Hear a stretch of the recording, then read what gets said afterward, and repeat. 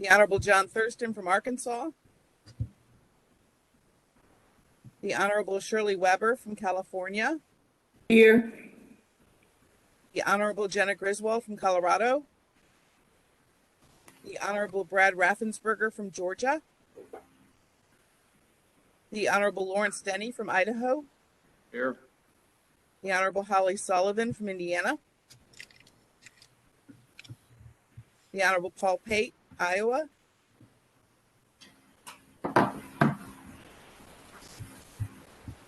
The Honorable Scott Schwab from Kansas.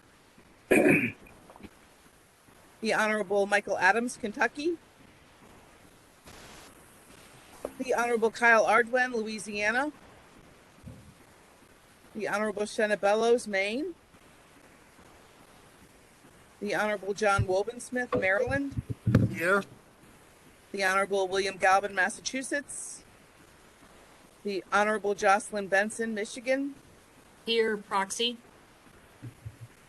The Honorable Steve Simon, Minnesota. Here. The Honorable Michael Watson, Mississippi. The Honorable Christy Jacobson, Montana. The Honorable Bob Evnan, Nebraska. Here, proxy. The Honorable Barbara Sagafsky, Nevada. I'm here. The Honorable Tahisha Way, New Jersey. Present. The Honorable Al Jaeger, North Dakota.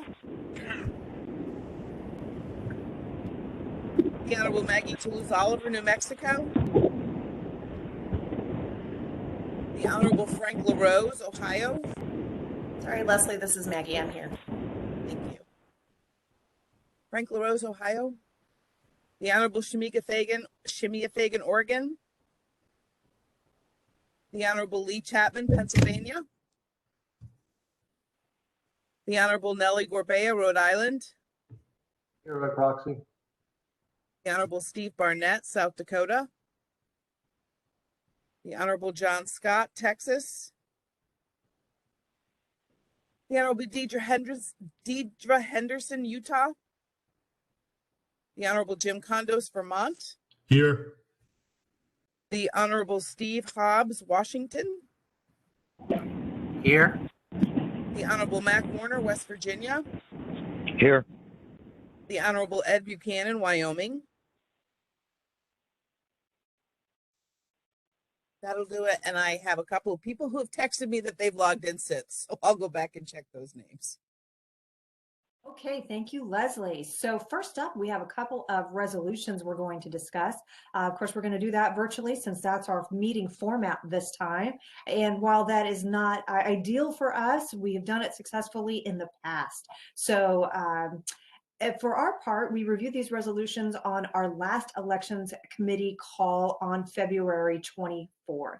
So the first of our two resolutions is an amendment to our existing resolution recognizing the fourth Tuesday in September as National Voter Registration Day. So you will see that up on your screen now. Because in September of 2022, the fourth Tuesday in September falls during Rosh Hashanah, the NVRD organizers are looking to find an alternative Tuesday in September to designate as National Voter Registration Day. So to avoid this issue in future years, we have drafted an amendment to the resolution which simply identifies National Voter Registration Day as being something that we support on a Tuesday in September, as opposed to the fourth Tuesday in September. Do I have a motion to adopt? So moved. Second. Moved. Second. Any discussion?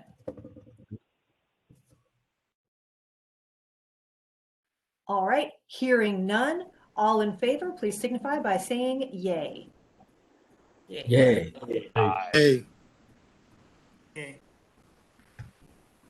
thank you very much. The motion carries. Our next resolution is a new resolution, and it is submitted by Secretary Michael Watson of Mississippi and Secretary Maggie Toulouse Oliver of New Mexico. As per the NASS bylaws, there are 2 additional Republican and 2 additional Democratic sponsors. Those would be myself and Secretary Ardwin, and Secretary Denise Merrill and Secretary Simon. I am going to ask Secretary Toulouse Oliver and Secretary Watson to explain the purpose and the goal of their resolution. We have this now up on the screen for your review. We also discussed this resolution last week on our Elections Committee call. So at this time, Secretary Toulouse Oliver, Secretary Watson, please go ahead. Sure, and this is really the brainchild. I will give almost all of the credit to Secretary Watson. So if he's here, Secretary, do you want to take it away, and I'll just echo everything you have to say. Sure thing. I'm on the road, so if I break up, I apologize. Let me know. But basically, the genesis of this started last, I guess, a couple of years ago when we had a hurricane come through Mississippi. And we had first responders from all across the country coming in to help us. Obviously, we were very thankful and appreciative of that. And we ran into an issue where some of them were not able to vote because there were no procedures or, I guess, allowances for UOCAVA in these states when folks are out of the state, hadn't, worked with that prior to leaving. And this was basically a last-minute emergency where they were leaving their states. We found that we did have that provision allowing them to vote via UOCAVA here in Mississippi, and so we started doing some research on where other states had moved forward with that type of approach, and New Mexico is one of them, very, very much similar to what we do, and obviously that's why we teamed up on this issue.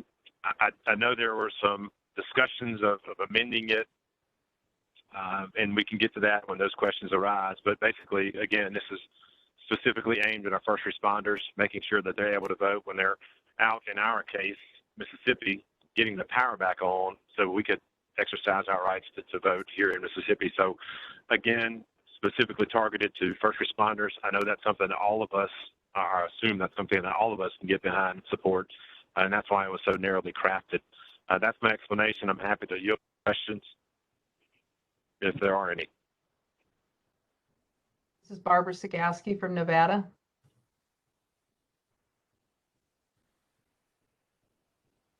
Go ahead, Secretary Sagaski. Thank you. My concern is that I am so in favor of first responders. I mean, I think that goes without saying. I think that's great. My problem is that we're going to be adding so many different groups. I, for one, look at the disability group that was put on, and we have to go before our legislature to ask permission to have anybody else put on, and we just did the disability community. And we have all of the people that are in the armed forces that are able to do this voting. So my concern is that we're going to add a lot of different entities, and that's what I'm the most concerned about is how many do we say yes to, how many do we say no to. There are a lot of worthy causes out there, and so that's what I'm concerned about. Thank you. Secretary Bellows, you have your hand up. Yes, thank you. So I was the one that suggested or other similar procedures. Maine did implement. We have had some similar situations with emergency situations that have required making an accommodation for emergency responders. And so we explicitly changed our state statute to set up a program for emergency responders. It is not the OCAVA system. It is a different system. And that's why we suggested just the simple phrase or other similar procedures, because we wouldn't, there may be states that choose a different route and wanted to acknowledge that and apply it. And don't hope that it doesn't substantially change your intent. Completely support where you're coming from in terms of supporting emergency responders.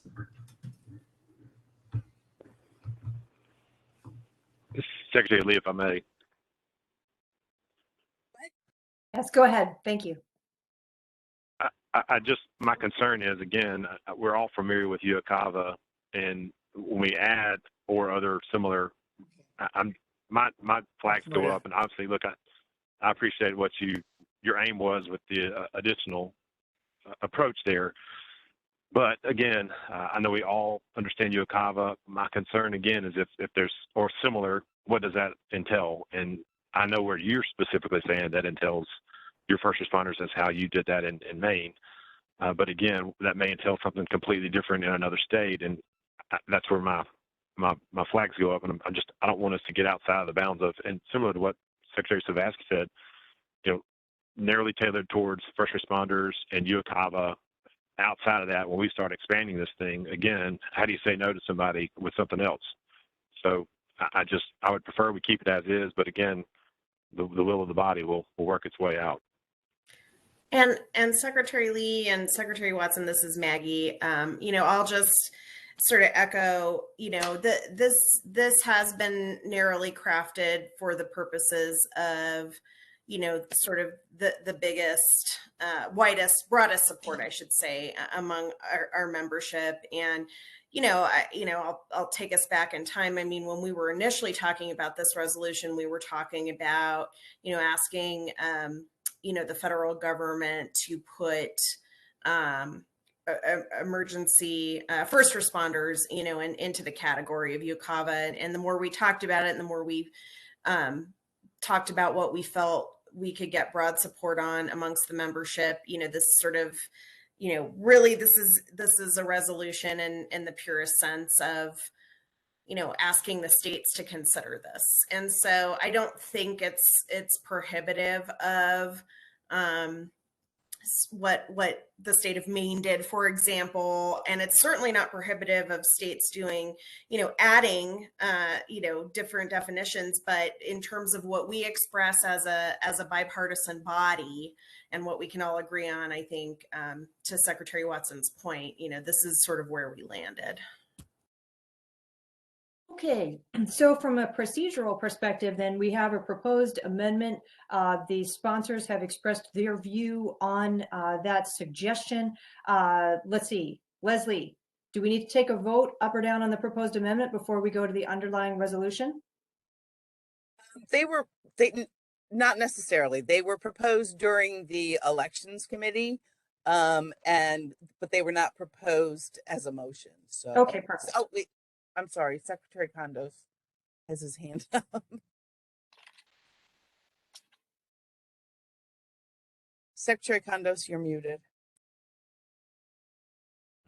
Of course I was. Again, I see that I'm quoted or not quoted, but it says here that Vermont wanted to consider expanding it beyond to the disability community and state police. First of all, we consider state police to be first responders. And I was only I was not proposing anything. I was just suggesting that as an example, when Hurricane Sandy hit New Jersey in a bad way, we sent a dozen state troopers down 2 days before Election Day, and they had no way to vote except that I was able to email them the ballots, but they had to overnight their ballots back to us. That was just one part of it. As far as the disability community, from our standpoint, this is not necessary because we already have an accessible voting system that's fully 100% ADA compliant, and we have early voting of 45 days, so we match up perfectly. So our laws are as far as the disability community is concerned, are good, and I would urge other states to follow along with that, but that's up to each state, obviously. So I just wanted to just throw that out there.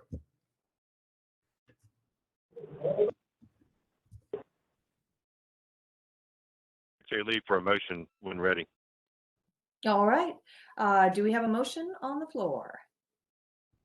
Move that we do move forward, accept this resolution as drafted. Second. It's been moved and seconded that we adopt the resolution as drafted. Any discussion? All right, hearing none, all in favor, please signify by saying yay. Yay. Yay. Aye. Any opposed?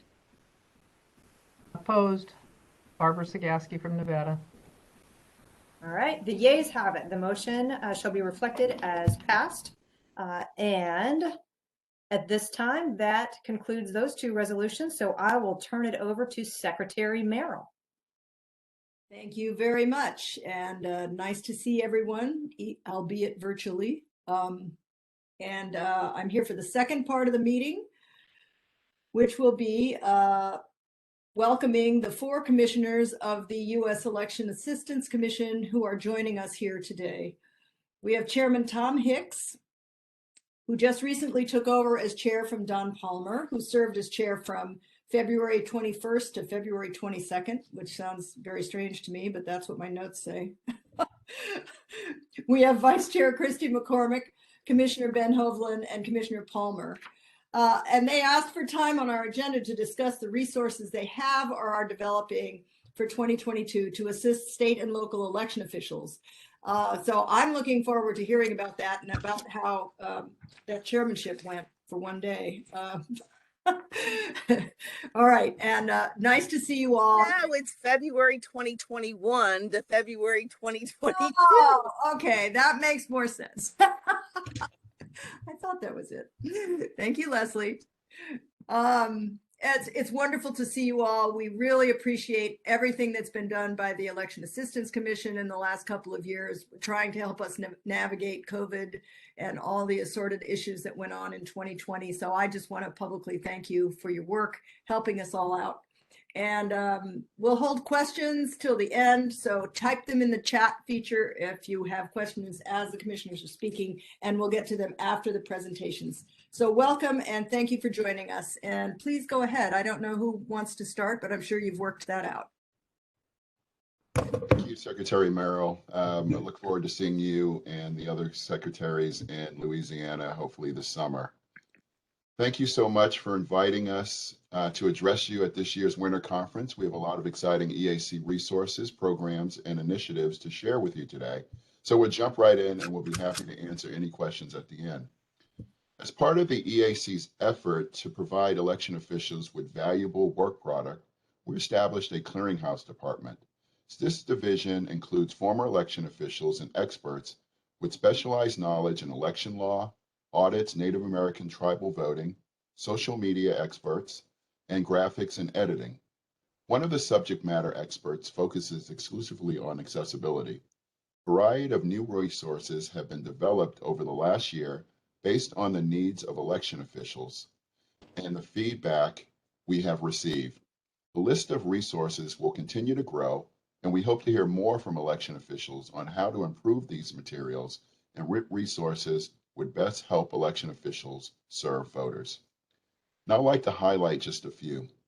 The EAC is trying to be proactive in responding to pressing needs such as chain of custody, best practices, and information on audit processing. We have also added 6 more languages to our translated materials, translated the National Voter Registration Form, and our glossary of nearly 1,300 election terms and phrases, as well as the EVE's executive summary. We've added a variety of resources for serving voters with disabilities and language minority voters, such as best practices and checklists for accessible voting, registration, and in-person voting. The EAC is also developing more resources that will be available soon and updating pieces of information that are outdated. I also note that the EAC has a monthly newsletter to help stakeholders and the public stay informed about EAC resources and events. All this information and more can also be found at our recently published EAC annual report found at eac.gov. The EAC has published the election official security webpage on eac.gov with information for election officials. This includes information from the FBI on how to report a threat with, the difference in challenging facing election officials, defining common threats and harassment, what to document, cybersecurity best practices, and mental health resources. This page will be updated as needed. In addition, the election security page We, the commissioners, recorded a video with election officials, experts, and other partners on the topic of election official security. We will soon add a personal security for election officials checklist to be a quick resource on ways election officials can stay safe. Similar to the new webpage, we will include information on documenting threats, tips for protecting yourself online, mental health and self-care reminders, and tips on working with law enforcement. As you can see, we have a number of upcoming resources we are working on. We also wanted to share a new, exciting resource that we plan to have available this year, the Election Management Portal. The portal will be online and election officials will be able to log into a personalized account to access detailed information and policies about your jurisdiction and other jurisdictions across the nation. We also hope to be able to share helpful information such as when new resources are published and other networking opportunities. Membership is free. We are hoping to be able to launch version 1 of the site later this summer and complete all initial envisioned functionings by the end of quarter 2022. Hey, sorry, did I? The goal for, getting a little feedback there. This time is perfect. The goal for these specific web pages will serve as a resource and a one-stop shop for election officials. We launched our first National Poll Worker Recruitment Day campaign on September 1st, 2020 to assist in the national effort to recruit poll workers amidst the pandemic to address the critical shortage of poll workers identified by election officials during the primaries. In 2022, the EAC recognized this day again ahead of the 2022 midterms, and on January 25th, state and local jurisdictions from over 40 states participated in this effort. I'd like to take this opportunity to give a special thanks to all of you Secretaries of State who participated in this effort. We had 27 state election offices post videos, share graphics and press releases, and share information on how those in the states can sign up as poll workers. These combined activities help reach thousands of potential poll workers across the country. Your participation in this day of action helped make it a success. It was also heartwarming to see the wide bipartisan effort supported on that day. Even though National Poll Worker Recruitment Day is a day of action, we hope that these resources can help to be an ongoing effort throughout the year as officials continue recruiting for primary elections and the general. The toolkit and graphics are still available at helpamericavote.gov, and we plan to update the information and messaging if election officials want to use it on an ongoing basis and in the late summer for the recruitment push for the general election. I would like to now turn this over to Vice Chair Commissioner McCormick. Thank you, Chairman Hicks, and hi, everyone. It's good to see you all. Too bad we're not in person, but hopefully next time. So I wanted to let you know, if you hadn't heard yet, about our e-poll book evaluation pilot. We're working on a pilot testing and certification program for EPBs that closely contours our existing voting system testing and certification program. We created the draft e-poll book security requirements document and recently pulled in relevant accessibility requirements from our VVSG 2.0. This program leverages a well-understood process and allows us to utilize existing expertise and organizational structure to determine the effectiveness of this type of program. So the pilot will develop the following key elements: requirements for and responsibilities for participants in the program, a way for manufacturers to register to formally participate, testing requirements and procedures, reporting and certification artifacts, and then a quality monitoring program. Concurrently, we're working on a program manual that describes the process and our intended outcomes, our expectations of the participants, and how the EAC will support the participants throughout the process. We held a public hearing on the pilot program last November that included election officials, e-poll book manufacturers, and representative from our voting systems testing laboratories. And if you ever need some help sleeping at night, a recording of that meeting is available on EAC's YouTube channel if you're interested in listening to that. So Our next new project is simulated learning exercises. The AC has partnered with the URI Votes at the University of Rhode Island to conduct 5 model voting simulations in 2022. Simulated models allow us to explore the relationship between elements of election day, election administration, and the common issues that election officials face. Through these modeling exercises, we're going to follow voters from arrival to ballot submission and evaluate how small changes to the polling place layout, resource allocation, and other factors can affect and impact the voting experience. We'll be releasing 5 simulations on a rolling basis in 2022. And those are updating guidelines for ADA resource allocation at polling locations, polling place consolidations, addressing long lines, new equipment and resource allocation, and polling place shutdowns or slowdowns throughout the election day. And a little bit about URI Votes. The University of Rhode Island Voter Operations and Election Systems, which is URI Votes, laboratory makes recommendations that will lead to future sustainable practices and tools to overcome new and future obstacles in voting and election processes. URI Votes executes these recommendations through extensive data analysis, simulation, facility layout planning, and voting equipment allocation modeling. URI Votes' goal is to facilitate data-informed decision-making and election management with the aim of enfranchising voters and alleviating long lines at polling locations. So we've got a little video of the simulation. So this video gives you a little taste of what we mean when we talk about simulated learning. It doesn't have any sound. So I'll just kind of talk through it while it's going. Through modeling of polling places and voting behavior, the URI Votes team is able to evaluate throughout the day how traffic will flow through the polling location. And I just want to note this is just a sample and it's not one of our finished simulations, but it shows a partially combined polling location. You can see on the screen the familiar characteristics of a polling location, the check-in stations, tables to the side for trouble issues, an accessible ballot marking device, voting and optical scan machines, and of course the voters and the poll workers. You can see how voters move through the simulation with things like ballot completion time impacting the length of lines.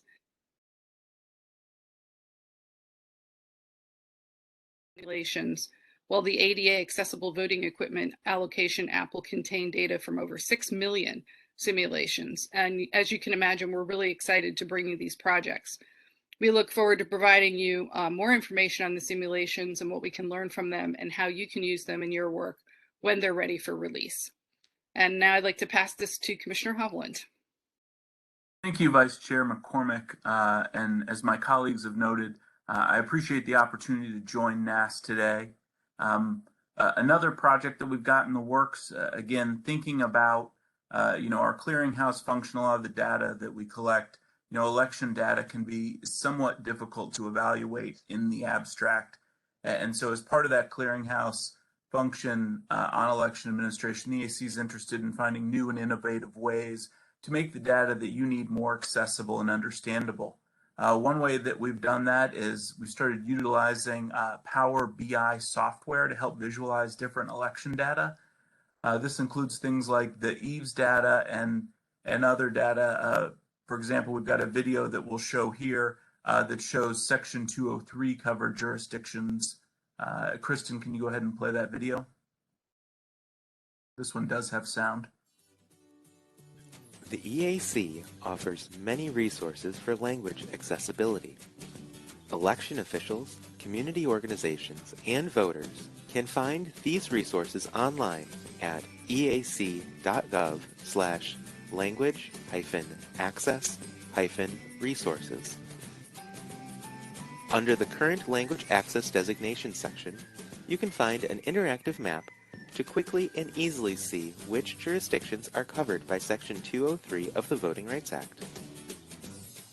Click on the page numbers at the bottom of the tool to see a list of state abbreviations. Select a state to see the full report for that state. If you hover over one of the dots on the map, you can see detailed information for the selected county, city, or town. Select one of the languages in the donut chart to view each of the communities in the state that provides voting materials in the selected language. You can also select a jurisdiction from the table on the right-hand side of the screen. Select the full screen icon to see a larger view of this report. Hit the Escape key or click Exit Full Screen to go back to the original view of the page. By selecting All Counties or All Cities options, you can quickly see each community that is covered under Section 203 and sort these communities by language type. The EAC is proud to support election officials in serving language minority populations within their jurisdictions. If you have any questions or comments about these resources, please email us at clearinghouse@eac.gov. And so again, we're excited about this tool and this feature. Again, I think it helps folks get a better understanding of what's happening around the country, different states, different jurisdictions. That one again specifically on language access. But we're really looking at the Power BI tool to be utilized in our next project that I want to mention. Chairman Hicks mentioned it earlier, but the election administrator portal. This is just to build a little bit off of what Chairman Hicks said. This is going to be an online portal for election officials who will be able to log into a personalized account and gain access to detailed information about your state, about the policies in your jurisdictions or other jurisdictions across the country. We really think that this is going to be a useful way to help share information such as new resources, and other networking opportunities. Again, really taking advantage of the fact that we all face similar challenges but unique ones, and have addressed it in different ways with the decentralized nature of elections.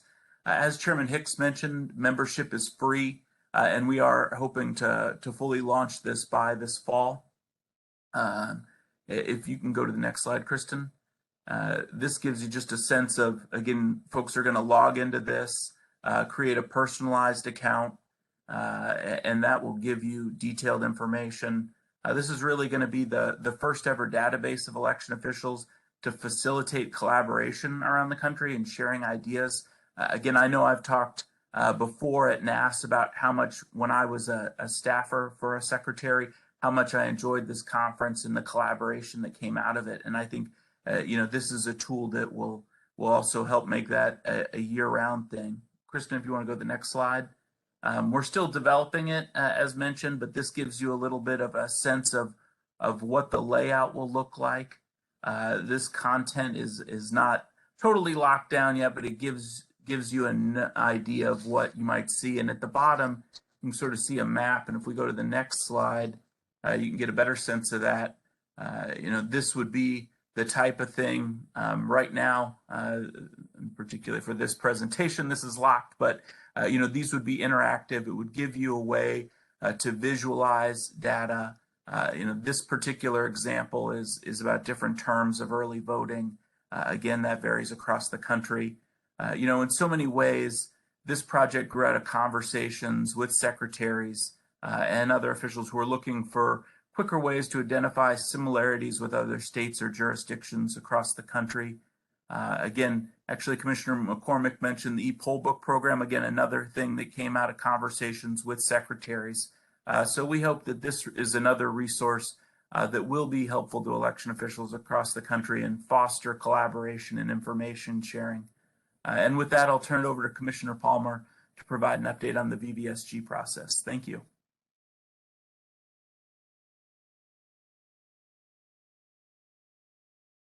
Thank you, Commissioner Hovland. It's always an honor to be with the Secretaries of State. Thank you, Secretary Merrill, Secretary Lee, for giving us the opportunity. I'm going to provide an update on the nation's new voluntary voting system guidelines under the Help America Vote Act. What we have here in this slide is, it's an updated, this shows an updated timeline for the various tasks that we're responsible for related to 2.0. I'll get into more detail in the next slides, but wanted to provide this slide in an overview of where we stand. You'll see implementation will continue in 2022. The EAC and NAVLab are prepared for test lab accreditation to conduct 2.0 testing. We are poised for approval of the VBSG 2.0 lifecycle policy, and the end-to-end protocol evaluation process will be established. Next slide. So the technical assessment of the VISTLs, or the laboratories for EAC accreditation, is handled via the NISS NAVLab program. That stands for the National Voluntary Laboratory Accreditation Program. They utilize a handbook entitled NIST Handbook 15022 for technical requirements and guidance.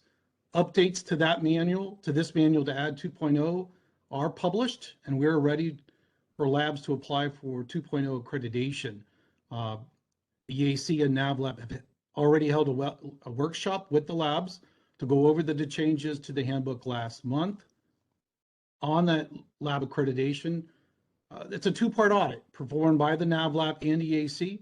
NAVLab is the technical proficiency part of that piece, and then the EAC audits the lab to make sure they meet all the policy specifications. After successful accreditation of the labs to include 2.0 in scope, new voting system equipment may be tested against the new standard. One of the labs has already indicated that they intend to apply for accreditation within the next month. Next slide. So the life cycle policy. EAC has drafted a life cycle policy. The intent is to facilitate migration to new VBSG standards by defining the major and minor standard changes. The VISTL accreditation, the deprecation of obsolete standards, and establishing a manual review process for new standards going forward. I would like to note that deprecation does not mean, it means discontinuation of usage of obsolete standards for system modification test campaigns. It doesn't mean decertification of systems certified to legacy standards. The policy defines changes that may be made to systems certified to deprecated standards for maintenance purposes over the years. This is essential to support jurisdictions that have systems certified to older standards that may need essential changes such as security updates. The policy also describes the process for updating standards as defined in HAVA.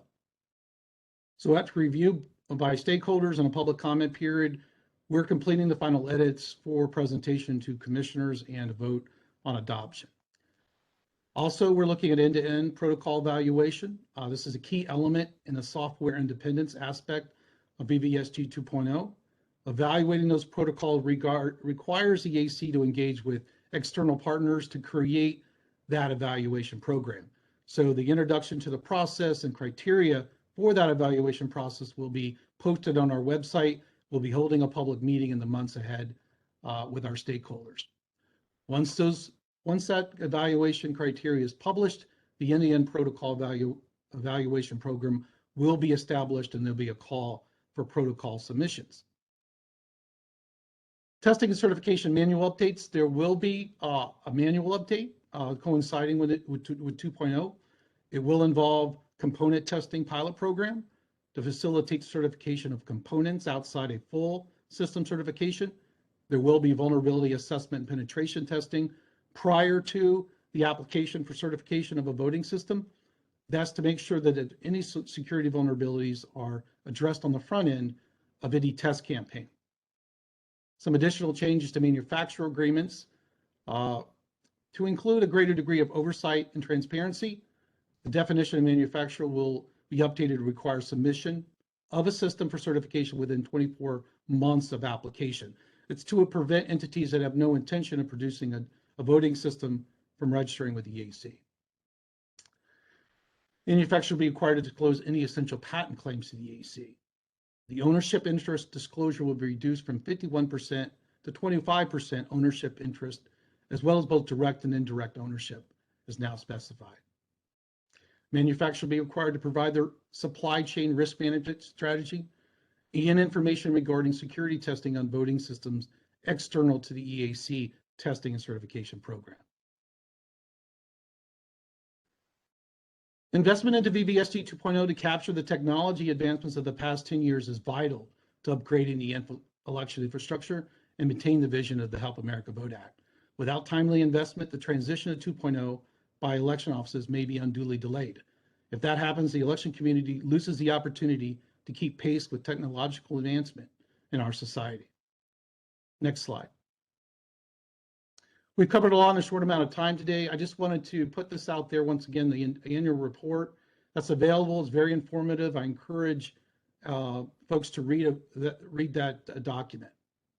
Thank you for to the NASS Elections Committee for the opportunity to discuss the resources available and the new resources on the drawing board. We want to thank you for everything you're doing in preparation to serve voters and encourage your efforts to protect the integrity of the election process. This is an historic year for the EAC, being the 20th anniversary of the adoption of HAVA. In your preparation for 2022, if there's anything we can do to assist you in your preparations, please don't hesitate to reach out to us or staff. Good luck in 2022. Thank you very much, Commissioner Palmer, and to all the commissioners for being with us. And that's an impressive list of projects. You've had a lot of work gone into it, and I look forward to using some of these new tools to help us in 2022. I don't see any questions in the chat, but if anybody has one right now, I see Secretary Condos. Go ahead. Thank you, and thanks for the presentation from our commissioners. I have two questions. One has to do with spending of HAVA dollars that we already have, and that is, we know we have funding, or we can use HAVA funding around security grants, the security grants around cybersecurity. My question is about the physical security requirements that either a facility or an individual might need based on a lot of this misinformation and disinformation that is out there. That's the first question. And the second question is sort of a follow-up, and that is to talk about, will the EAC, you had a great, some of those videos were really good, they're nice, they're interactive. It'd be great if the EAC would put one together about myths versus facts, to try to have something out there on a national scale that we can all point to, that essentially denounces some of the stuff. And you know, that what we're facing, that's the biggest threat we're facing right now, is this misinformation that's out there. People, you know, whether it's, you know, you can't trust Eric, you can't trust this, you can't trust the tabulators.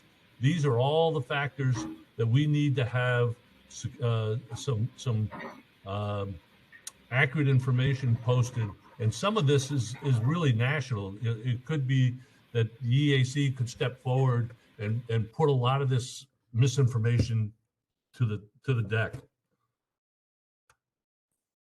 I'm happy to jump in there. You know, on the HAVA funds, on the FAQ on our website, there's a lot of good information. But as far as the physical security, that is something that's always been allowed. Again, there are some specific FAQs that address that. And one of the things is, as you likely know, or you all likely know, whenever we're looking at the HAVA 101 funds, particularly the 2018 and 2020 HAVA security money, you know, that has to be able to be attributed to a federal election. So in some of the other questions, when it might have broader implications for your office, you've got to be able to apportion that. We've been seeking some additional guidance from GAO on physical security for individuals, but that's a very different calculation than an election office or an office that's storing equipment, et cetera. So would really encourage you to take a look at the FAQs, and then certainly our grants staff is always available to work with people on specific issues that come up. On the broader issue of mis and disinformation, certainly we're conscious of that. You know, I think that is obviously a challenge that the whole community is facing, and we all have to look at how we can address that. I really think some of the tools that we mentioned here today, some of the data, really can go a long way toward, you know, we've been talking for some time about a desire to create more of a one-stop shop. And in some ways, to me, I view combating mis and disinformation as sort of two sides of a coin. And one of those sides is educating the public, helping them get information.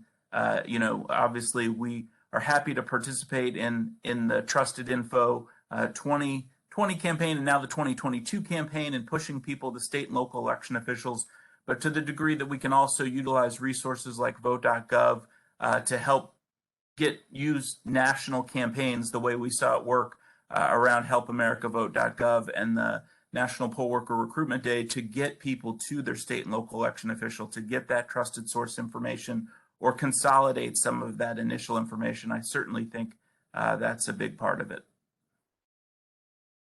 Secretary Condos, this is Commissioner Palmer. I'd also like to point out that one of the things we've been thinking about is doing a film, producing a film, high value informational film on what that testing process and certification process takes place with the accredited labs and EAC, and then sort of also joining and showing how it works with states and their certification and review process, as well as what the local administrators do with logic and accuracy and other testing. I think it's to create a positive narrative on the voting systems is necessary to sort of rebut some of the negativity we see regarding the security of our voting systems. Good, thank you very much. Anyone else with questions? I don't see any other hands, and I don't see. Secretary Griswold. Griswold, yes, I just saw her. Okay, go ahead. Thank you. Sorry, I was like, nice to see you guys. Thank you for joining. I just wanted to flag that my office has requested an opinion from the EAC from back last summer, requesting the use of HAVA funds for personal security. So this is something really plaguing the states. To put it in context, last week I received 22 death threats. So just a flag that is outstanding, and we would love to hear your guys' legal opinion on that. So thank you. Anyone? Go ahead. Yeah. I was going to say, Secretary, thank you for the question. As Commissioner Hovland said, we have requested additional information from GAO to make sure that it's okay for us to either approve that or rule something on that. So we are waiting from the GAO to get more information on that. And I am so horrified that you are still receiving death threats, but hopefully we can figure something out soon. Yes, and it's not just me. We have a county behind bulletproof glass. So we just want to know what resources are available to address these situations. You know, those of us fighting on the front lines, we aren't going to stop. We really appreciate those of you who have been continuing to push for free and fair elections, and really appreciate it and would love to hear a response. So thank you so much. One addition I'd throw onto that, again, you know, we're really pushing to figure out, of course, the last thing anybody wants, you know, is for an audit of federal funds to come back and not be helpful. You know, and I think that, you know, again, as I mentioned, there's the allocation issue. That's a traditional issue in federal grants. You know, I don't have a sense of if there will be additional federal funding in the upcoming omnibus. Of course, the Senate and the House number have, I believe the House has 500 million and there's 100 million in the Senate. Who knows what they will do? You know, one thing, we've had some inquiries from them, and certainly I've relayed that explicit language might be helpful.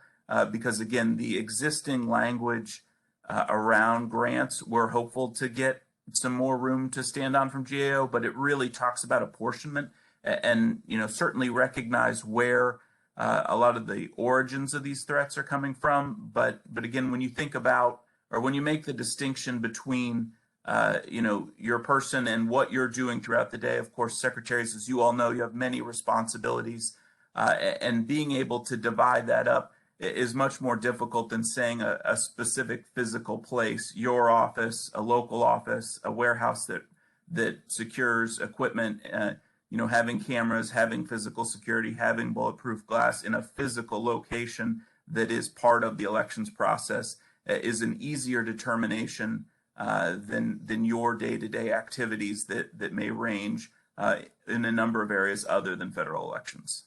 Sure, Commissioner, none of us are getting threats over notary or things like that. No threats from bingo. So that's what we're seeing. And I think the country needs to pay attention to what is happening. The level of vitriol is at an all-time high. It's in the counties. We're seeing the effects. We're seeing election workers across the nation targeted. So I hear you. However, I think it's very clear where this is coming from. It is coming from the 2020 election, the 2022 election, and the upcoming 2024 election. So we really look forward to a response from you all. And again, thank you for being such great partners.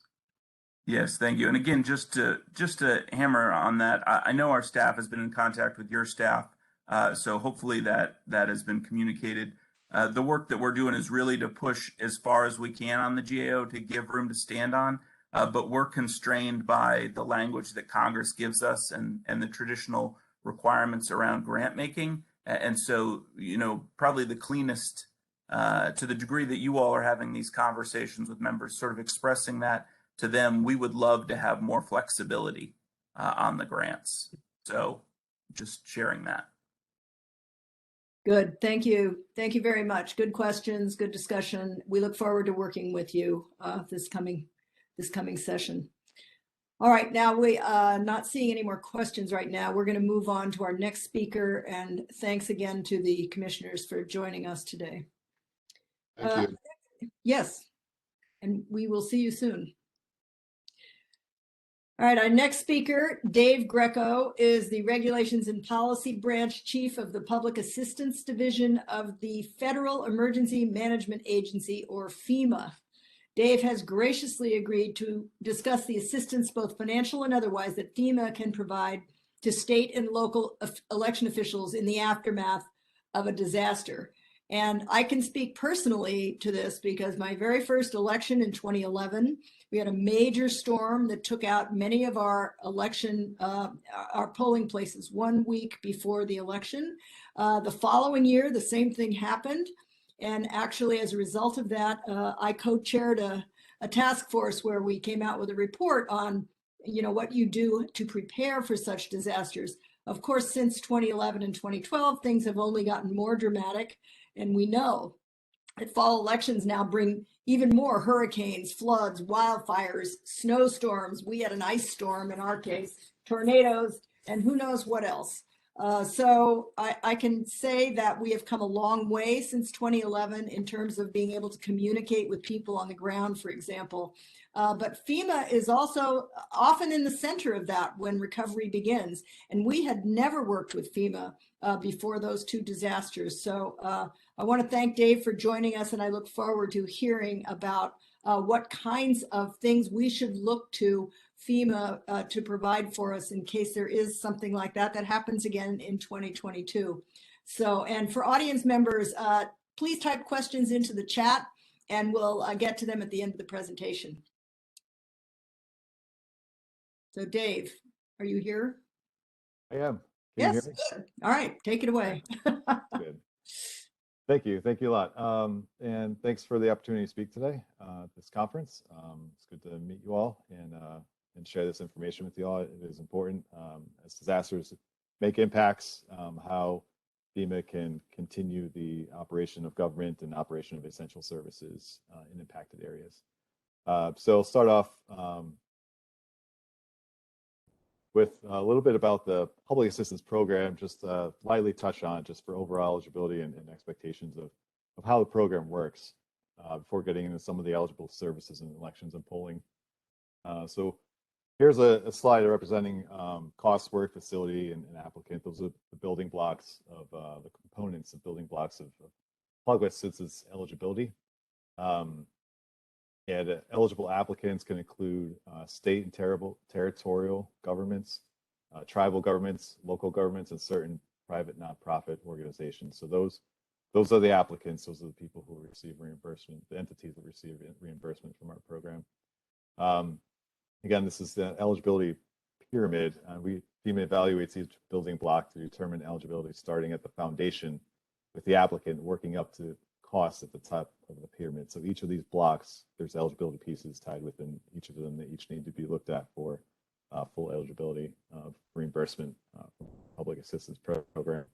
And then private nonprofit eligibility is based on determining applicant eligibility and facility eligibility based on the services provided. So there's a little bit difference between PMPs, private nonprofits, and other in our program. So getting into funding for elections and polling. So we provide public assistance funding to state, local, tribal, and territorial government entities. Any reimbursement monies that would be eligible and be obligated would flow through, like I said, the state, local, tribal, and territorial governments as a recipient. And then that recipient then reimburses PA eligible applicants. So it's a little bit more of how the program works specifically. These are essential community services. So under our policy and program guidance predicates essential community services, of which elections and polling fall under the policy. So it is, some pieces are eligible under FEMA policy. The damages must have occurred in a location designated in presidential declaration and must have been caused by the declared incident. So that gets to with every federal declaration for the president that's approved, there's designated counties. Sometimes the whole state is designated, all the counties in the state or municipalities are designated. Sometimes it's just a portion of the state. Hurricane Sandy was referenced earlier, and that is a good example where part of the state of New York was declared. Some counties were declared for Hurricane Sandy, but not all for public assistance funding. So those counties that were designated for assistance could have likely received assistance for moving temporary locations or polling election assistance. The other important piece is the work must be the legal responsibility of the entity applying for reimbursement. So we talk about legal responsibility as a point under our piece of our laws and regulations. It's an important piece to get legal responsibility established. An applicant has to be acting on behalf of the recipient. Some form of contractual agreement needs to be made to establish legal responsibility. So that means that school, any entity that's looking to apply for public assistance funding that doesn't have the legal responsibility to act on behalf of the recipient, which is the state government, they need to have an agreement set up, a contractual agreement set up with that recipient to be able to then receive monies for eligible items maybe damaged due to the disaster. So some pieces here that have to be established for before any funding or application can be considered. And then again, costs must be reasonable. So talk about reasonable and necessary as part of our federal regulations as well. Cost is considered reasonable if it does not exceed that which would be incurred by a prudent person under the circumstances. So that's the lawyer speak of what we say with our regulations. And that basically says, in other words, a reasonable cost that is a cost that is both fair and equitable for the type of work being performed. So the costs have to be reasonable and necessary. And there is also per disasters, federal state cost shares that apply. Sometimes it's a 75 federal % cost share, 25 to the state. Sometimes it could be 90-10 or 100 for short time frames. And lastly, here's just some examples specific to, again, elections and polling, reimbursable costs and non-reimbursable costs. So I've gone to polling places in community rec centers, school gymnasiums, and high-rise residential buildings myself personally. So when looking at those, again, some of those community centers may already have a legal responsibility set up, but places like residential buildings may need to contact local and state emergency management to see how they can potentially get reimbursed. So we look at this, examples of reimbursable costs, damaged facilities, damage to the facilities, equipment, and supplies, or establishing temporary polling sites. So something gets damaged, a facility gets damaged to the point of it's not usable. You have to set up something temporary, whether it's in the county or outside the county. Those things could be eligible for public assistance funding. The setup of those temporary sites, some of the wraparounds we call wraparound services, but essential to the operation of the temporary polling site, such as parking, would also be eligible. And then again, the communications around all that too. So you're moving polling places, you need to tell the constituents and voters to go out and find these places. Those costs could be eligible as well.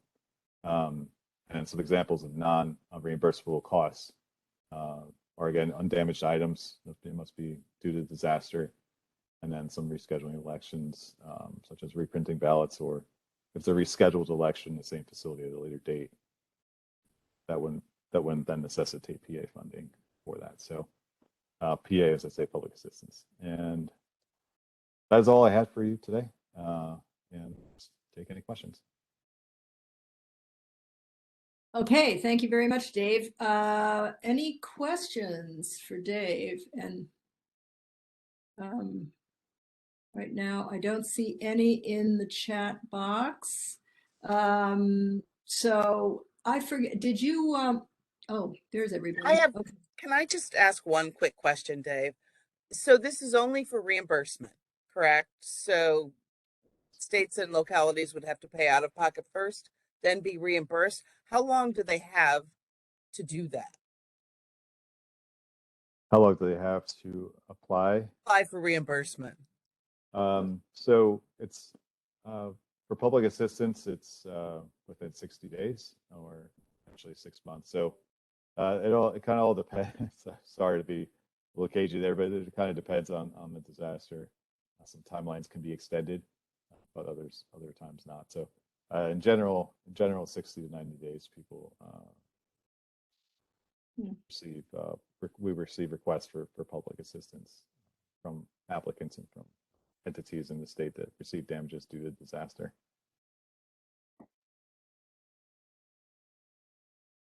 So Okay. that's right, yes, and costs need to be paid out upfront, and then it's a reimbursable program. So we do documentation's needed, and some forms of receipts and things like that for damage items need to be sent in to us for eligibility determinations and eventual reimbursement of monies. Okay. Thank you. Any other questions? All right, if not, thank you, Dave. And if anyone would like to get in touch with Dave, I'm sure we can provide that information, Leslie, maybe in the chat, in case there are further questions that occur to people afterwards. But thank you so much for being with us. And FEMA has been indeed very helpful in these very, very bizarre, sometimes bizarre circumstances as we had in our state. So thank you for your work on this. Thank you all. Okay. Thanks, Dave. I will now turn this back to my co-chair, Secretary Lee. Where are you? You're there. I'm here. So thank you so much, Secretary Merrill. Our final presenter this afternoon is Chad Houck, Deputy Secretary for the state of Iowa. Oh, excuse me. Let me get him the right state, Idaho. He's the Deputy for Secretary of State Lawrence Denny. Chad is going to be addressing a topic for us today that all of us are grappling with, and that is how to inspire and uphold voter confidence. So Chad has, for those of you who haven't had the opportunity to spend time with him, you should know that he has extensive experience both in elections administration and public outreach, but also in technology. So he has a great foundation of substantive experience and some interesting ideas about practical solutions and strategies that we all might get to employ. So with that, we welcome you and your ideas. Chad, please go ahead. Thank you so much, Secretary Lee, and to the committee for providing me time to talk with you today. The material I'm going to be sharing with you today is the result of actually my thesis project for my master's degree. I'm going to go ahead and start sharing slides here, so we'll make sure that this is working correctly. And then I'm going to have to reset my screens just quickly. All right, so we should be seeing the title slide here. Recently, I had the opportunity to complete my thesis work at, now I can't advance the slide, 1 second. There we go. The Center for Homeland Defense and Security Master's Degree Program. Now that is at Naval Postgraduate School. I particularly attended in Monterey. It's very appropriate that FEMA was just on screen here a moment ago. This is a DHS FEMA program at the Naval Postgraduate School. It is because of the Secretary of State's office's involvement in the Homeland Security structure as part of the intelligence community and as part of that apparatus, it is open to you, your staff, to be able to participate in NPS programs, and specifically in this master's program. This is, as I said, Monterey, California, and a DC area campus. The specific program I was in is known as their master's degree program in Homeland Security. It was 18 months of study. The original premise for and I say premise because COVID blows everything away, obviously, but the original plan was that there would be 6 2-week on-site sessions that we would go out to Monterey, California, and then the rest of the duration of the 18 months we would spend operating remotely. My class, however, was the unfortunate recipient of the news right before our first on-site in Monterey that COVID would preclude us from going. And I have the distinction of being in the class that went through the entire program without ever seeing Monterey. So 18 months, 6 different on-sites that were all done over Zoom. Applications for the program, May 1, December 1, you can find more information. I'm sure these slides will be available later, but you can find more information on the program at the URL here, or by just going to CHDS, that's the Center for Homeland Defense and Security.us. So let's get into the thesis itself. The research processes involved in this were a extensive literature review. We looked at specifically voter confidence measurements by groups like Pew, Gallup. We looked at writings that had been done academically. I looked at scenarios that had played out internationally. We looked at the Estonia voting system. We looked at a number of different components of it over the window of time prepping for this project. When I say we, there were several different classes within the master's program that required, we had policy documents that had to be drafted, things of that nature, all of which basically I used to bring back here to the Secretary of State's office in Idaho as operable pieces that we would put into play. Now, we also, in the research for the thesis, plan to do some county poll worker trainer interviews to understand from a trainer's perspective what it was like to deal with poll workers. And we'll get to why poll workers here shortly. And then we did a focus group with first-time 2020 poll workers that were brought in under the pandemic and looked at how their experience and their training applied and impacted individuals on election day. Finally, we did some case study reviews and looked at tech deployment. And I'll apologize to Secretary Pate, but we did review the Iowa caucus apps that were rolled out in 2016 and 2020 for that. And without going into extensive detail there, unless there's questions, when we get to questions later, I just wanted to give you kind of a background of some of the research that went into these findings. So with that, we'll go ahead and jump to the findings. VEVC, so what I'm talking about there is voter experience and its connection to voter confidence. So we ultimately came to these, and some of these may be somewhat simple sounding conclusions. They're definitely expounded upon much more in the paper itself, and you can all get a copy of that from Leslie as we finish. I believe she has a digital copy that she can distribute if you wish. But very simply, voter experience, a key driver in voter confidence. Then we look at how does that voter experience get developed? Well, one of the most important factors in voter confidence is a poll worker, and that's simply because of the interaction and the communication that goes on between poll workers in that frontline position on election day. Now, we really zeroed in on election day. So for those of you who are operating in perhaps a completely mail-in ballot type environment, maybe Colorado, Oregon, some of those folks, you would have to look at this and apply it in your context, certainly. But this next one applies to anyone.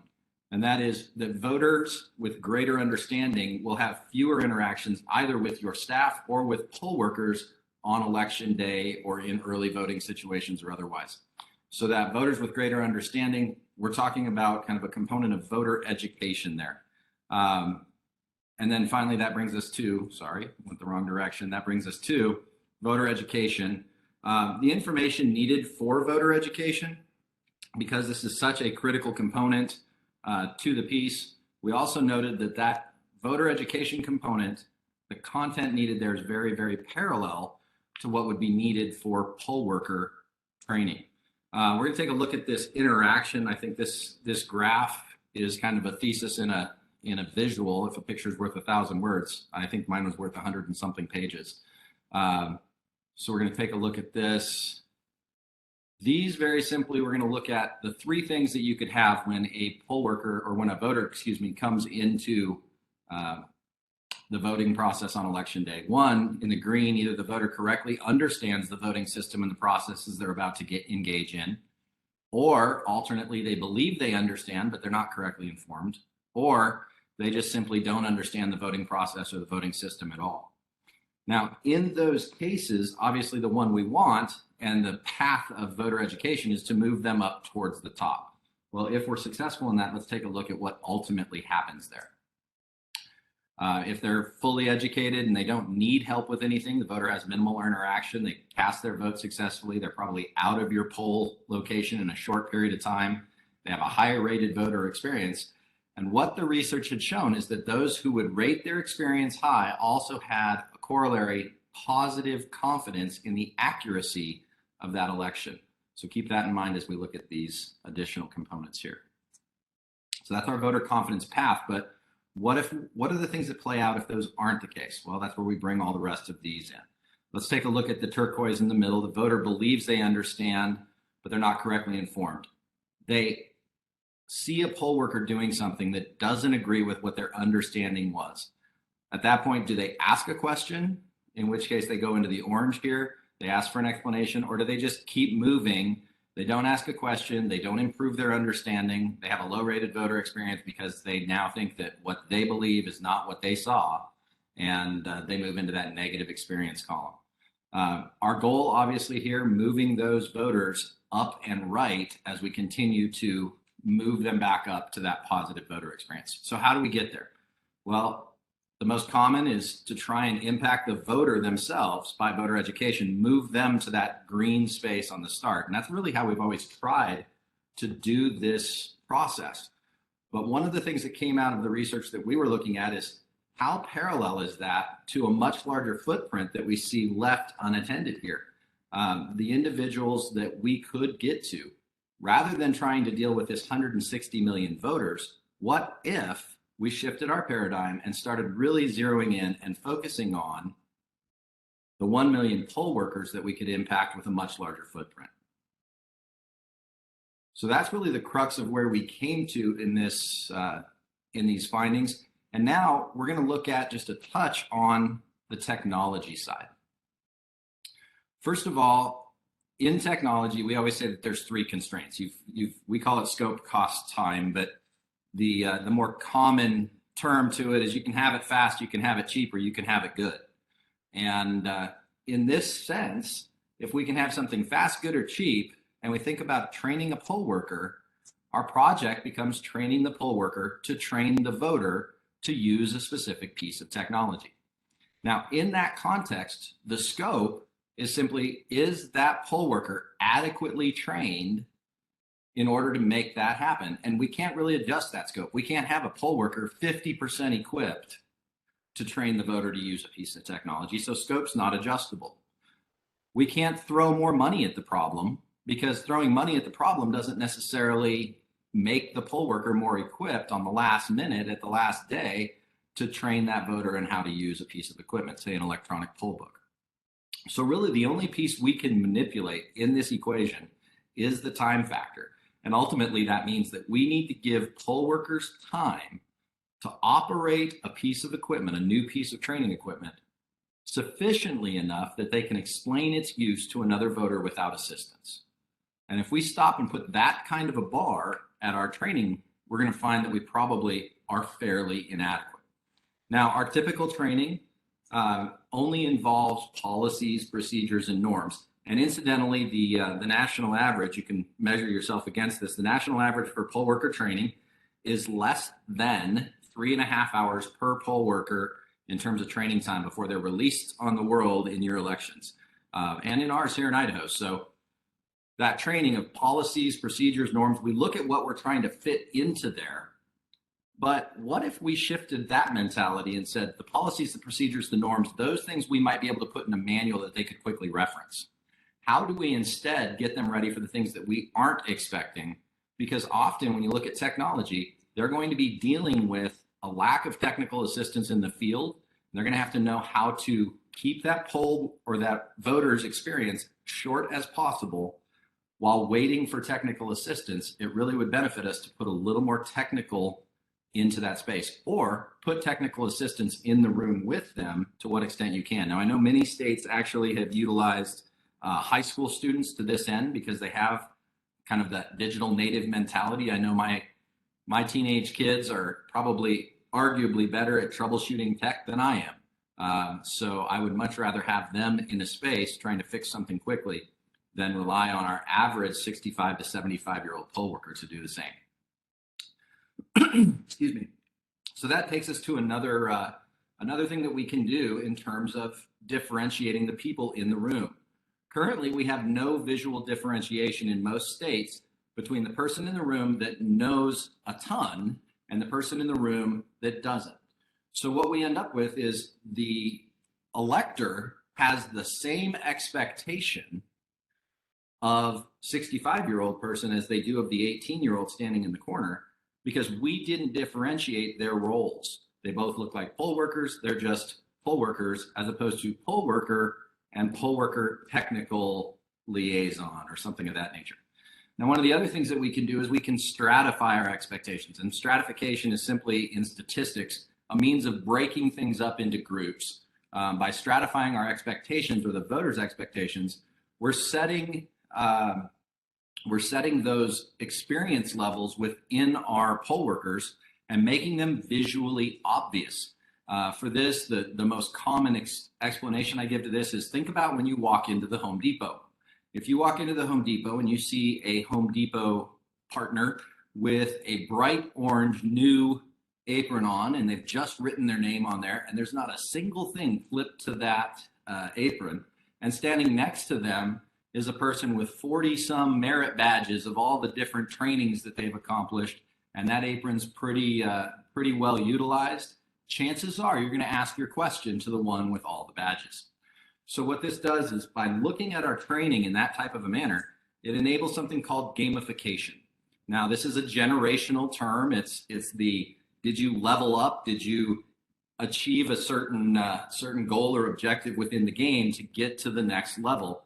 And that provides a reward and motivates individuals to go forward. Now, one of the things we found in our focus group is we're only providing 3.5, 4 hours of training to these first-time poll workers, but would they be willing to put in additional time, work, if there was some reward for it, not necessarily monetary? And what we found is, by and large, within the focus group, the answer to that question was a resounding yes. Up to an additional 4 to 4.5 hours of training, in fact, that they would be willing to take outside of your environment, on their own time, on their own nickel, just to improve themselves, especially if they had some kind of visual differentiation therein. And then finally, talking about the fact that we do have these short windows. Short windows of training require fast uptake. And that really means that we've got to start zeroing in on, instead of hiring out of a position of necessity or recruiting out of a position of necessity, that we start getting intentional about how we recruit these poll workers, especially given, again, technology's more and more entrenched role within the election space and within the elections ecosystem. So to that end, we want to really start to focus on recruiting quality over quantity, because our success in that space, when you bring in people that are technically competent, they have a fun time working with the equipment, everybody else in that room is going to start to understand the equipment better, because they have a means of explaining how something works well beyond, if you think about the number of hours that that person's going to spend in that room that day, you're functionally doing on-the-job training with that technical resource and turning the others in the room into growing towards that technical expertise. So consider those success breeds the same as you look at how you are both recruiting and staffing your polling locations. Jumping to a couple additional recommendations in training. One thing that we saw across the board that would aid us from a state standpoint, at least, in being able to train those poll workers better, create a more consistent experience across the board, is to standardize our processes to a baseline. Now in Idaho, we are a bottom-up state, not a top-down. So we have 44 counties that all do things differently. And as a result, you'll often hear me say, if I'm out speaking somewhere, that we put the guardrails on the road, and then it's the county's choice as to which lane they want to travel in to execute their election. Well, if we can standardize those guardrails narrow enough to still leave them their lane choices while giving us the ability to create baseline training for poll workers and let poll workers understand when someone comes from county A and moves in from county B, and they say, well, we used to do it this way, but over here you do it that way, which one was wrong? That poll worker actually needs to understand not just how you do it in your county, but that the other one wasn't wrong. They need to be able to tell that individual, actually in Idaho, for example, both ways are right. Counties here have a choice to be able to make those moves. Secondly, we want to be able to gamify, as we mentioned earlier, and differentiate in order to motivate quality. That means that we're going to actually assess, like we said just above, testing for comprehension.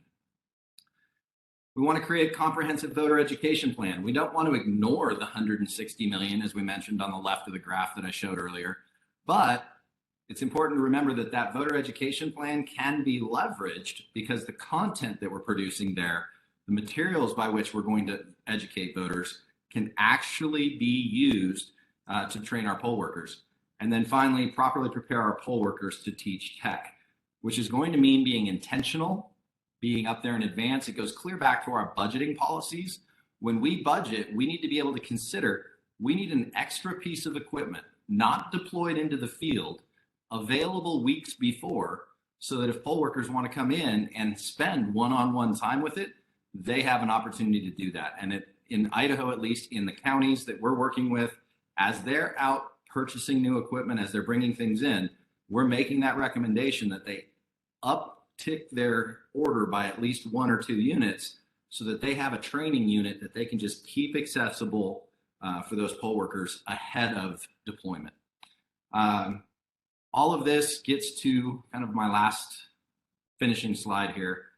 It takes pragmatic preparation. You've got to be able to think in advance. Poll worker training in this, how you administer the election, cannot be something that you do right before the election comes up. And in many cases, a lot of us at the state may think, well, poll worker training is handled by the counties. They're the ones that put those poll workers out. That's been a common thought process, at least in Idaho, for quite a long while. But when you add that second piece, concise communication, that's what establishes common understandings across the state. This is how we drive. Again, if we go back to the idea that the expectation of the voter walking into the polling location has to match up with the experience that they get once they're inside, then we understand that we've got to have both the poll worker and the voter on the same page. So here's how we're working on doing that in Idaho. On the left, you see our Idaho voter education series. You see the different colored bars there. Each of those is a broken section. We broke voting down into registration management, absentee voting, election day, tabulation, election policies, and then election crimes. We've put together a 40 video list, and I'm going to show you one of them here in just a moment. But we've actually produced 40 videos now that go through and walk through the Idaho process step by step. And if you want to take a look at these, you can go to voteidaho.gov, where you'll see those videos. That's the screen that you're seeing just down and to the right. So let's take a look at one of these videos as an example, and we'll go from there. If you've made it this far, it's election day. Are you ready to head to the polls? This group of videos will cover the things you might encounter when you go to your polling location to vote on election day. Think of it as a general overview of what to expect. Sorry. Now, just as a side note, if you look on the screen on the left-hand side over here, you're going to notice that the election day video overview she's talking through is going to go through each of the episodes. I apologize for jumping that, and let's see if we can jump ahead. Election day. Don't forget that you'll want to make sure you verify your current polling location. This information can typically be found online if you have access, or by contacting or visiting your local election office before Election Day. The first step in Election Day voting is either checking in or registering to vote if you've not already done so. Either one has specific ID requirements, and we'll cover what those are for Idaho in our next video.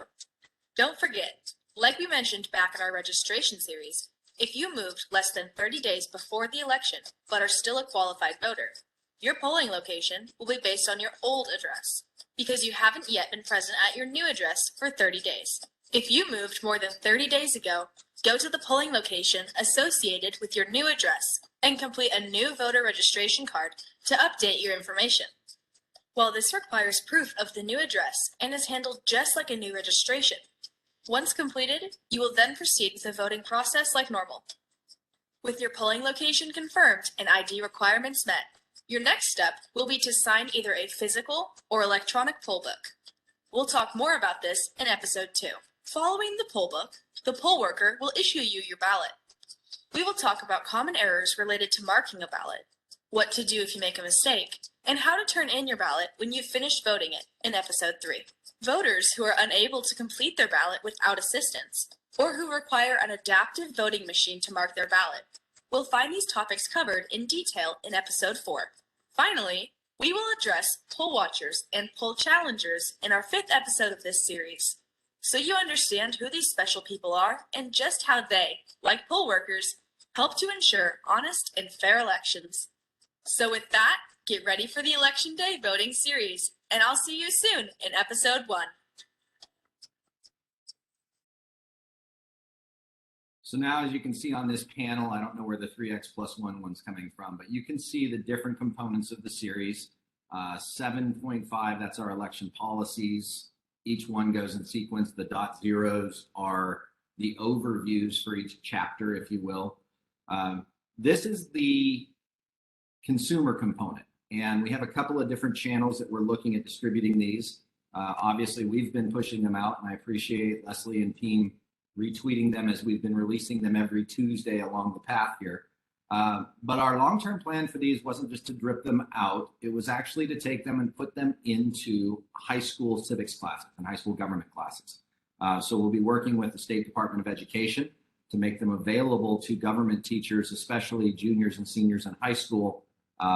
Ironically, my daughter's government class was trailing the process of this as the videos were being released, and their curriculum happened to be relatively following a lot of the things that we're seeing here. The second piece of this is, we mentioned earlier that elections training very closely mirrors the content that you would need if we were doing a baseline for voter education. So if we take each of these components over on the left, the Citizen's Guide to Voting, the voter registration component, and within each of those, add a testing module to the back end of it and drop this into a learning management system, we now have a comprehensive statewide poll worker training tool that intentionally takes them roughly 3 hours. So that's the summary of everything. I will pass it back for any questions you may have. If you want to get a copy of the thesis, you can certainly email me at chad.hauk@sos.idaho.gov. And anything else, I'll be happy to take your questions. All right. Thank you so much, Chad. And everyone, you can see up on the screen Chad's email and phone number. He just popped up for us. We're out of time for that last presentation. So if you have questions or follow-up that you want to reach out to Chad with, you can seek him out offline. And I know that he will be glad to hear from you. At this time, just before we wrap up, we want to hear a message from Fort Orange Press, Election Products and Services. Go ahead, Stacy, Leslie.